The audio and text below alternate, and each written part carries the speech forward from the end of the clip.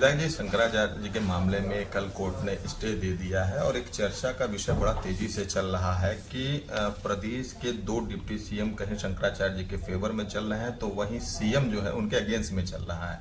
ये क्या विरोधाभास चल रहा है भाजपा में? ये बिल्कुल गलत बात है। कतई कोई विरोधाभास नहीं है। सरकार एक है, एक ही रहेगी। केंद्र की सरकार एक है, प्रदेश की सरकार एक है। डिप्टी चीफ मिनिस्टर्स माननीय मुख्यमंत्री जी के साथ हैं और लगातार साथ में हैं, और जो निर्देश माननीय मुख्यमंत्री जी के होते हैं वही प्रदेश के चाहे जो भी लोग हैं उसका अनुपालन होता है। इस तरह के भ्रम अपोजिशन के लोग और विशेष रूप से समाजवादी पार्टी के लोग उठाया करते हैं, उड़ाया करते हैं। उस पर चर्चा करनी ही नहीं चाहिए, क्योंकि शंकराचार्य जी का मामला अपना अलग है। उनके खिलाफ शिकायत उन्हीं के भक्तों ने किया है, तो उसमें न सरकार का कोई मतलब है न पार्टी का। भक्तों ने नहीं किया है। उनके खिलाफ जो मामला उठाने वाले थे आशुतोष ब्रह्मचारी थे, रामभद्राचार्य जी के शिष्य बताए जा रहे हैं, और बताया जा रहा है कि उनका भाजपा में काफी ऊपर लेवल में पकड़ है। लोगों के साथ कई सारे फोटो भी वायरल हो रहे हैं। इस तरह की कोई बात नहीं है। देखिए, भारतीय जनता पार्टी, आपको मालूम है, 500 वर्षों से लगातार लोग कोशिश कर रहे थे कि किसी तरह से राम मंदिर का निर्माण हो, राम मंदिर का निर्माण हो। कभी राम मंदिर का निर्माण नहीं कराने के लिए किसी ने हिम्मत करी और न कोई आगे आया। धन्य है माननीय प्रधानमंत्री आदरणीय मोदी जी, जिन्होंने बहुत स्ट्रांगली इसको महसूस किया, और जनता को कितना बड़ा न्याय मिली जब माननीय सर्वोच्च न्यायालय से फेवर में जजमेंट आया। उसके बाद मंदिर का उन्होंने शिलान्यास किया, लोकार्पण भी हुआ, और पूरी देश की दुनिया की जनता वहां पर आती है, और कई लाखों लोगों को रोजी रोटी मिल रही है। ये सब बातें लोग नहीं करते हैं। बातें क्या करेंगे? छोटी छोटी बातों में जनता का ध्यान आकर्षित करने के लिए अपोजिशन वाले यही खुरापात करते हैं। लेकिन सत्ता पे बैठे हुए लोग आपके पार्टी से हैं, और अभी डिप्टी सीएम ने भी बयान दिया कि बटुकों का शिक्का खींचने वाले को पाप लगेगा। तो ये सब सारी बातें उनका व्यक्तिगत मामला हो सकता है। हर व्यक्ति इंसान भी है, सिटीजन भी है हिंदुस्तान का, उसको बोलने का अधिकार भी है। तो राइट है, कॉन्स्टिट्यूशनल राइट्स किसी को दी गई है। उससे सरकार का क्या लेना देना है, उससे पार्टी का क्या लेना देना है। अभी एक चर्चा और भी चल रही प्रदेश में कि तीसरा डिप्टी सीएम होगा। ये तीसरा डिप्टी सीएम की आवश्यकता क्यों आन पड़ी, और ऐसे समय में जबकि 2027 का जहां चुनाव से आपको खबर मिली है उन्हीं लोगों से पूछिए। हमें कोई खबर नहीं, कोई पता नहीं है, और ये बेतुके की बातें करने वाले लोगों से ही आप बेहतर होगा जानकारी प्राप्त करें भाई साहब। बात करें अगर तो आपके विचार से होना क्या चाहिए? जिस तरीके से सनातन 2 भागों में बंटता जा रहा है, जो माहौल इस समय प्रदेश का बना हुआ है, सनातन 2 भागों में बंटता जा रहा है, और सनातनियों की ही सरकार कही जाती है। भाजपा सनातनियों की ही सरकार कही जाती है। 140 करोड़ लोगों का विश्वास है भाजपा पर, और दूसरी तरफ इस तरीके का मामला चर्चा में चल रहा है। तो क्या होना चाहिए? डेमोक्रेटिक कंट्री है। पहली बात तो ये समझिए कि हिंदुस्तान डेमोक्रेटिक कंट्री है। हिंदुस्तान में हर व्यक्ति को अपनी अभिव्यक्ति का अधिकार प्राप्त है।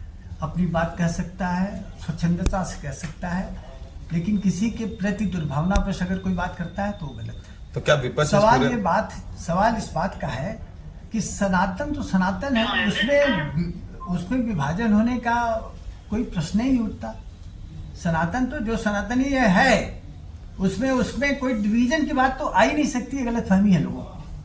विपक्ष इस पूरे मुद्दे को लेकर के आक्रामक हो रहा है। क्या लगता है कि विपक्ष इसको हवा देने का काम कर रहा है? 100% विपक्ष के पास काम जब नहीं होता है तो विपक्ष कैसे जनता के बीच में ये दिखावे कि हम बहुत तीर मार रहे हैं। तो ये सब उनकी विपक्ष की एक सोची समझी रणनीति के अंतर्गत ये सब सारी बातें हो रही हैं।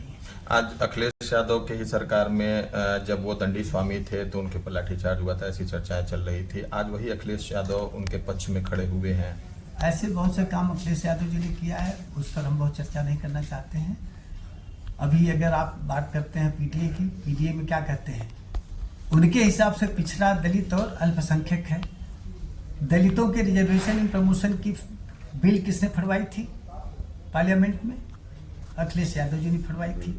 अभी जो लखनऊ में जितने भी मॉन्यूमेंट्स हैं, जितने भी स्मारक हैं बाबा साहब डॉक्टर भीमराव अम्बेडकर के नाम से, भगवान गौतम बुद्ध के नाम से, मानवर काशीराम जी के नाम से, इन सभी की बिजली किसने कटवाई थी? माननीय अखिलेश जी ने। अब आप सोच लीजिए वो तो नेशनल प्रॉपर्टी हो चुकी है, सरकार के पैसे से बना है, तो नेशनल प्रॉपर्टी पर भी बिजली कटवा देना क्या उचित था किसी? और वहां पर जो भी स्टाफ रखा गया था, स्टाफ को भी इधर उधर ट्रांसफर कर दिया, मेंटेनेंस नहीं किया 5 साल तक। तो अखिलेश जी किस मुंह से बात करेंगे ये बताइए? ये गलतफहमी जनता में पैदा करने का प्रयास है इनका। और वो सोचते हैं पीडीए पीडीए पीडीए, कुछ भी नहीं है पीडीए।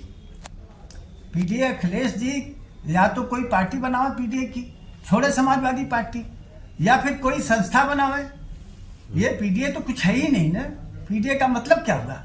कौन दलित उनके साथ है? ये सब सोची साची रणनीति का पार्ट है।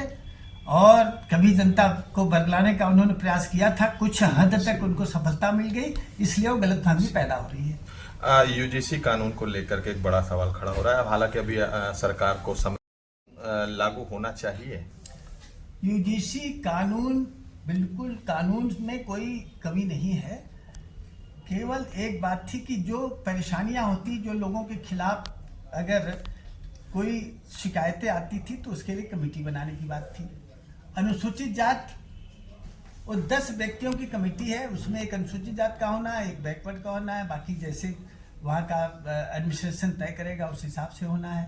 उसमें जबरदस्ती ये भ्रम पैदा करने की कोशिश की गई कि उसमें दलित और केवल पिछड़ा वर्ग के लोग होंगे। ऐसी कोई बात नहीं है। यूजीसी का जो भी अब तो चूंकि माननीय सर्वोच्च न्यायालय ने उस पर स्टे लगा ही दिया है, तो माननीय सर्वोच्च न्यायालय के अधीन है। जो भी निर्णय उसका आएगा फाइनल, वो पूरी सरकार मानेगी, इसमें कोई दो राय। फिर विरोध किस चीज का?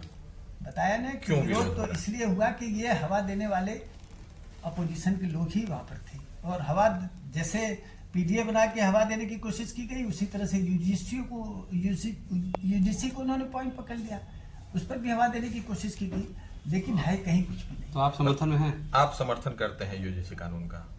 देखिए, समर्थन की बात नहीं, माननीय सर्वोच्च न्यायालय ने जो बात कह दी, हम माननीय सर्वोच्च न्यायालय के आदेश और सरकार के जो भी निर्णय होंगे उसका हम समर्थन करेंगे।